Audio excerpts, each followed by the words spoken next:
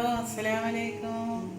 ഇന്ന് ഞാൻ ഉണ്ടാക്കാൻ പോകുന്ന സാധനം ഒരു പലഹാരം.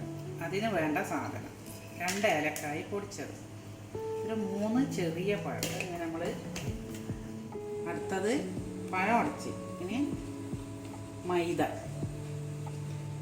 ഒരു 4 സ്പൂണ് മതി, ഒരു 3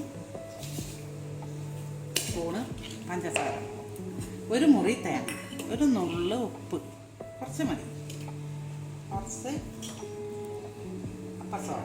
വേഗം കുട്ടികൾ സ്കൂളിൽ വരുമ്പോൾ ഉണ്ടാക്കി വെക്കും. ഇതെല്ലാം കൂടി കുഴച്ച് ഉണ്ട പൊരിയണം. അതിനുള്ള എണ്ണ വെച്ചിട്ട് പൊരിക്കുക.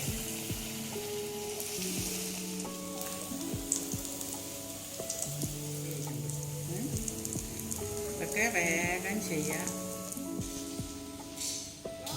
ഉണ്ടപ്പൊരി റെഡി. ഇതുപോലെ എല്ലാവരും ഉണ്ടാക്കി വൈകുന്നേരം 4 മണി നേരത്തെ കുട്ടികൾക്ക് ചായക്ക് കൊടുക്കണം.